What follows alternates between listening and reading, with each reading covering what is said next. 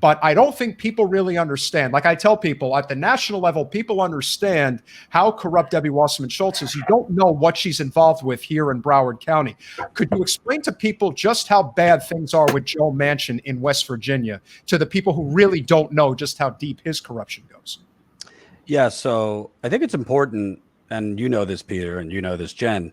You know, obviously the sexy topic is national politics, the DNC, but really where you get screwed the strongest is on the local level.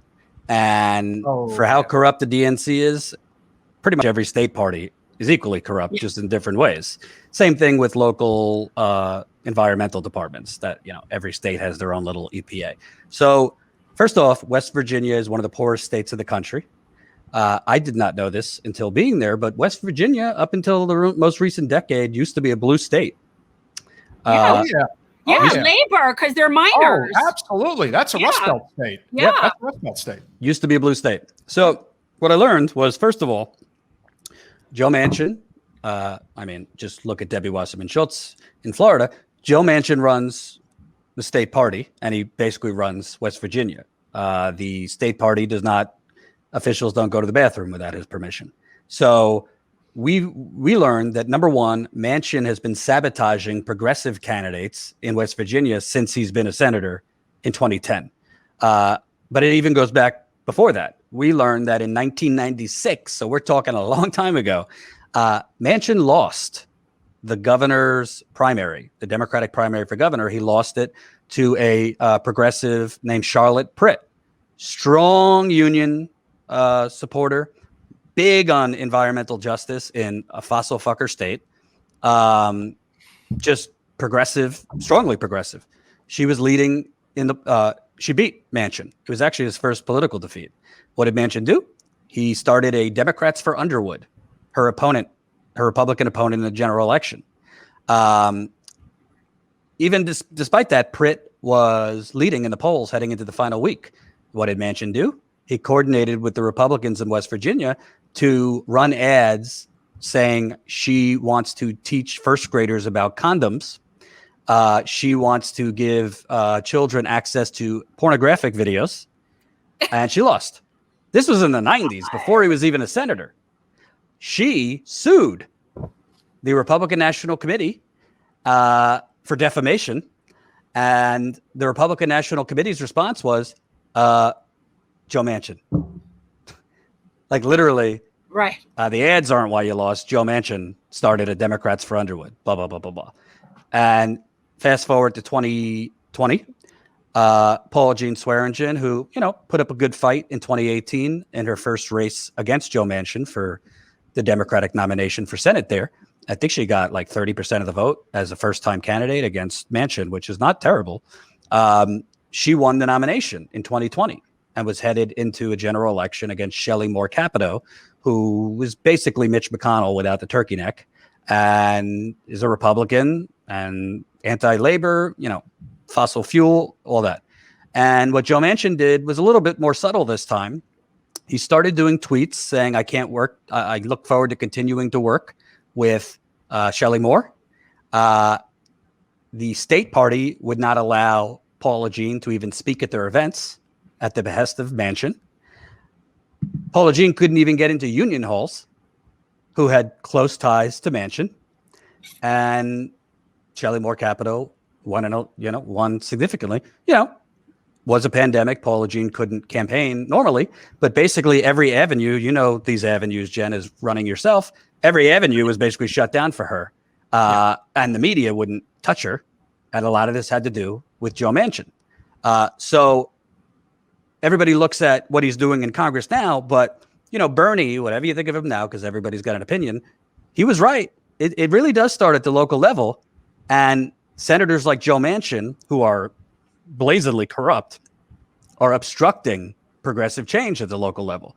The other thing that we learned, you know, West Virginia is obviously a majority white state, but there are, you know, African Americans, Asian Americans, Hispanics, and essentially the state party has not done anything on affirmative action or have a program for diversity for decades. Like The DNC charter of 1974, not to get so in the weeds, basically said state parties have to create an affirmative action plan.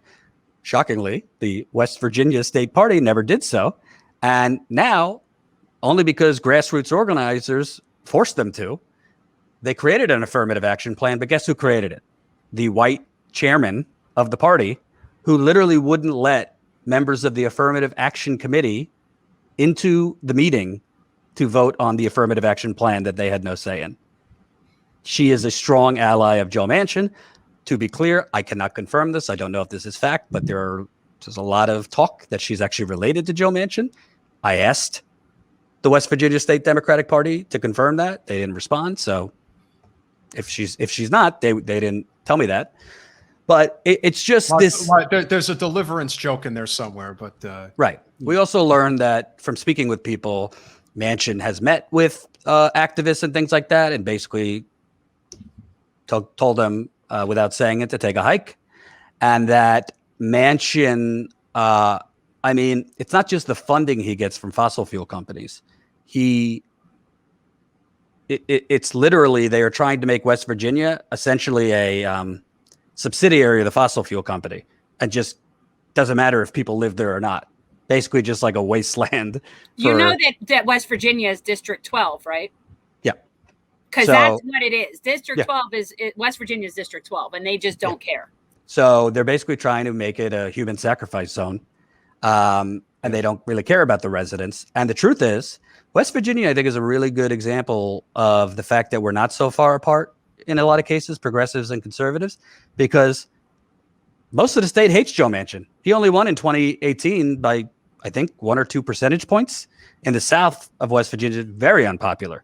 And a lot of the Republicans that voted for Trump, like Bernie too, Bernie wasn't available. Bernie won every county in West Virginia, and they voted for Trump basically under the guise of, well, we know they're con man and woman, the Democrats. So let's give this guy a chance talking our language. Obviously, they got hoodwinked, but it's a really populous state. It's a really old, like kind of New Deal, labor state. Yeah. But because there's no real populist choice, then they get sucked in by the culture wars and phony populism. And that's happening not just in West Virginia. But to put it in a bow, I mean, really what we learned is Joe Manchin is one of the most corrupt politicians, and that's saying something. And really, what he's doing nationally and blocking things is not so much about bipartisanship and saving democracy. It's basically about his career and his post-political career.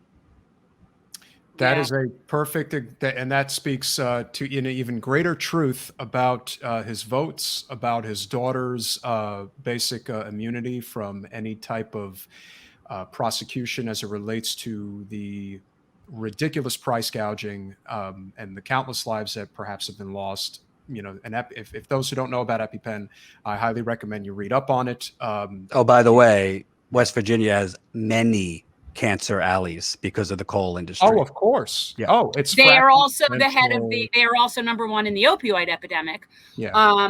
Which is a massive problem in a lot of those communities, that a lot of the same communities that are ravaged by whatever has been left over from the coal industry, they're now being ravaged exponentially harder by the opioid crisis. And I know that that's a massive problem there. And I can't imagine that Joe Manchin cares too much about that. No, he definitely does not care about that. But Joe Manchin, like a lot of people on Capitol Hill that are bought and paid for by corporate special interests, only care about themselves. We see that all the time. And this is just something that obviously trickles down into a lot of other areas. And this, of course, takes the road trip right into Louisville. Well, real quick, sorry to cut you off. Sure. No, I didn't realize this, but one of the reasons Shelley Moore Capito was able to win over Paula Jean Swearengin, besides Joe Manchin's sabotage, is because Manchin and Shelley Moore co-sponsored United Mine Workers. I don't remember the name of it, but basically a mine workers pension law with Mitch McConnell that basically shored up mine workers' pensions, expanded their health care. And how do they do that? Not by making the actual corporations pay for it, but having taxpayers pay for it, their pensions and expanded health care for the miners. So not the corporations that had unsafe working conditions and gave them the black lung disease. We're paying for that. But Manchin and Capito got credit for basically, serving up some funds to the miners, when in reality it's, they deserve those funds, but they basically did it as a giant corporate welfare.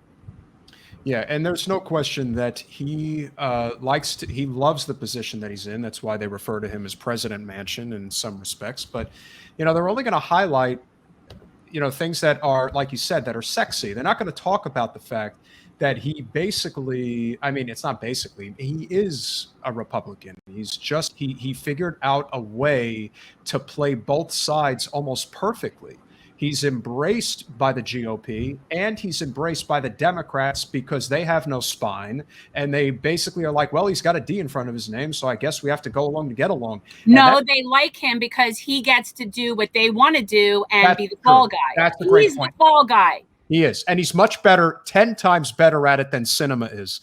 And I think that that's why she's much more of a loose end that they'll have to deal with, because they do not want to deal with her. But Manchin, she's a liability. Yeah, she is. She's a liability. For whatever reason, they kind of like this idea of Manchin, who just allows every criticism to just roll right off his back. But I do think that when you can see the corruption up close and personal and how it deeply affects, West Virginia, along with Mississippi, are the two poorest states in the country. And it is a working class state that has been completely ravaged for decades. Like you said, this was a reliable blue state for many, many years. It wasn't until, and I would have to check. I don't this past decade. Yeah. I can't remember if Al Gore won West Virginia in 2000, but if he didn't, it was very close. But ever since then, it's just kind of gone that way. And a lot of it just has to do with the reconstruction of the Democratic Party to basically be a coastal elite party with a couple of major cityscapes in between, like Chicago, Austin, and Denver. But once you get away from that, it's a coastline party in many ways. And thanks for watching.